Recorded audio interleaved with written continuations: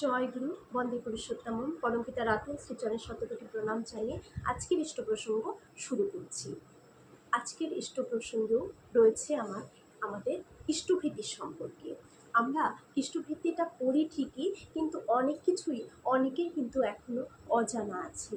অনেকেরই অনেক কিছু ভুল হয়ে থাকে অজান্তেই। হয়তো সে জানে না যে এই জিনিসটা করাতে আমার ইষ্টভীতিটা বিশাল গণ্ডগোল হয়ে যায়। ইষ্টভীতি থেকে যে লাভটা, যে গুণটা আমরা পাবো, সেটা ভণ্ড হয়ে যায়, সেটা নষ্ট হয়ে যায়। ইষ্টভীতি এক কারণে আমরা করি, ঠাকুরকে ভালোবেসে নিঃস্বার্থভাবে।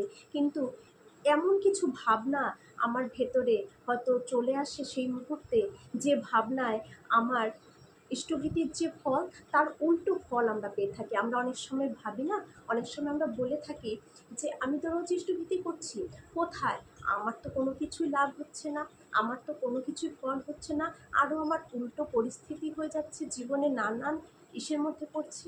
তার মানে আমার ইষ্টভীতির সময় কিছু ভাবনা ভুল হচ্ছে, যার জন্য ইষ্টভীতির ফলে আমরা উল্টো ফল পাচ্ছি।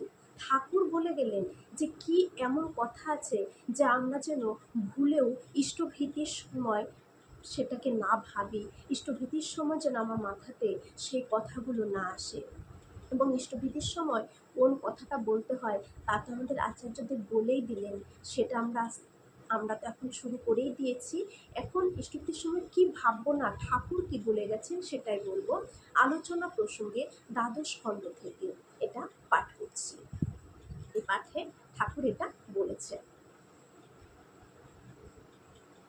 আলোচনা প্রসঙ্গে 14ই আষাঢ় 1355 সোমবার।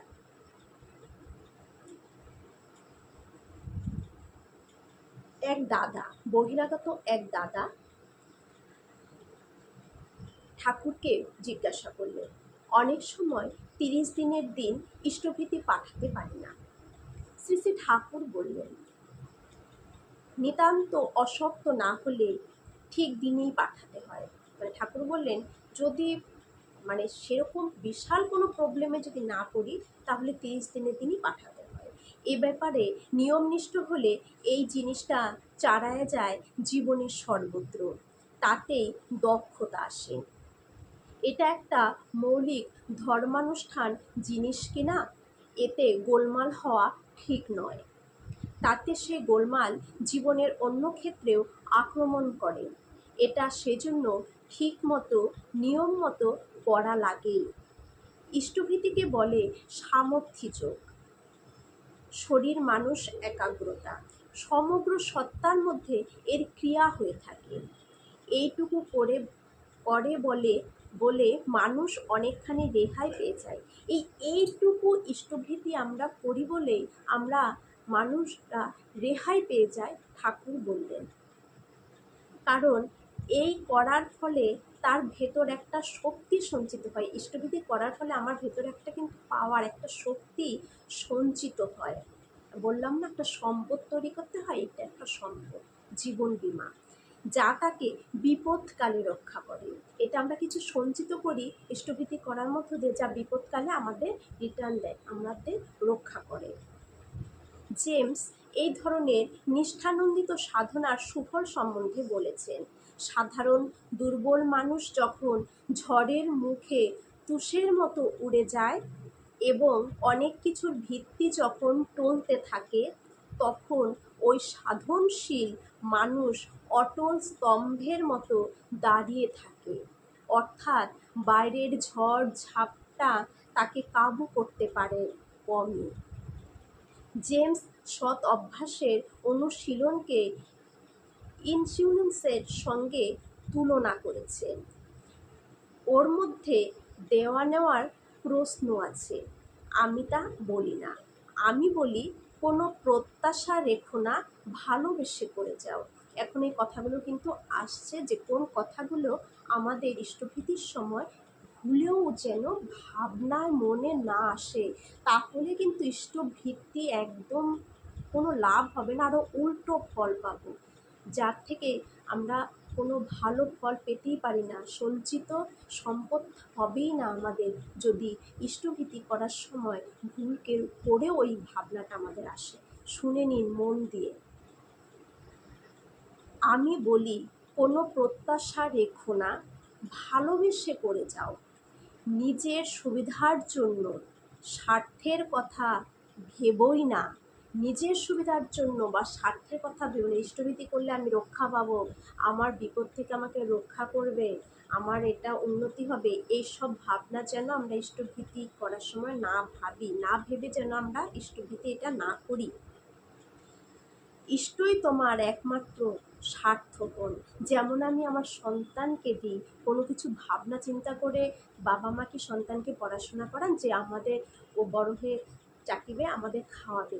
না, তারা সন্তানকে মানুষ করতে হবে, নিজের পায়ে দাঁড়াতে হবে, সেই জন্য ছোটোবেলা থেকে সন্তানকে পেছনে এতটাই ভালোবাসা দিয়ে তাদের পেছনে সব কিছু করান। ঠিক তেমন নিঃস্বার্থভাবে ঠাকুরের ইষ্টভীতিটা আমাদের করতে হবে। তাকে বাদ দিয়ে আত্মস্বার্থের দিকে নজর দিয়েছ কি আত্মস্বার্থের মূলে কুঠারাঘাত করেছ? যদি এইটা বাদ দিয়ে ঠাকুরকে ভালো না বেশে ইষ্টভীতি দিয়েছি কিনা, যদি তার প্রতি নিঃস্বার্থভাবে ইষ্টভীতিটা না করতে পারি, যদি আত্মস্বার্থের জন্য নিজের জন্য ইষ্টভীতি করি, এই ভাবনা নিয়ে যদি আমি ইষ্টভীতি করি, ঠাকুর বললেন আত্মস্বার্থের দিকে নজর দিয়েছ কি আত্মস্বার্থের মূলে আরো কুঠারাঘাত করেছ। সেখানে আমি আরো বলে না, নিজের পায়ে নিজে কুড়োল মারে, ঠিক তাই। যদি আমি আত্মস্বার্থের জন্য ইষ্টভীতি নিবেদন করি এই ভাবনায়, তাহলে আমি নিজের পায়ে নিজে কুড়োল দিলাম এবং ইষ্ট স্বার্থই ঘায়েল করেছ।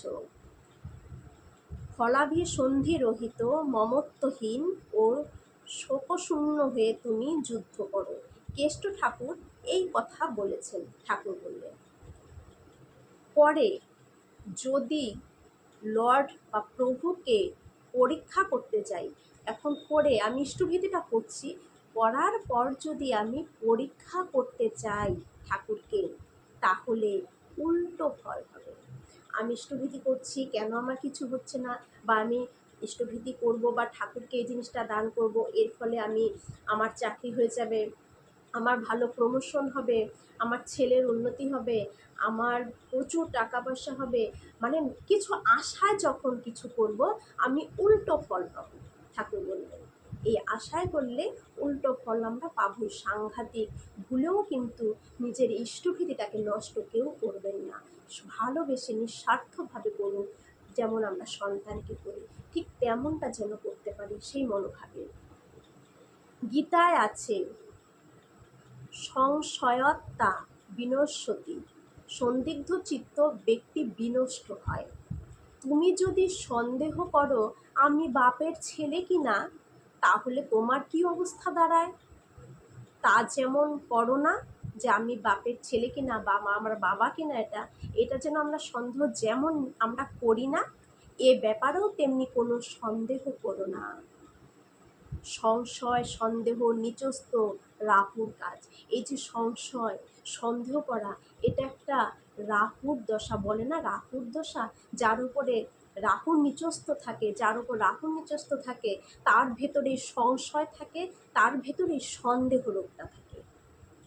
হয়তো ইষ্ট কাজ করতে করতে ভাবলে এতে আমার কী লাভ, আমরা অনেকেই ভাবি ধর ইষ্টভীতি করছি কী লাভ হচ্ছে, কিছুই লাভ নেই, ঠাকুরকে দিচ্ছি কিছুই লাভ হচ্ছে না।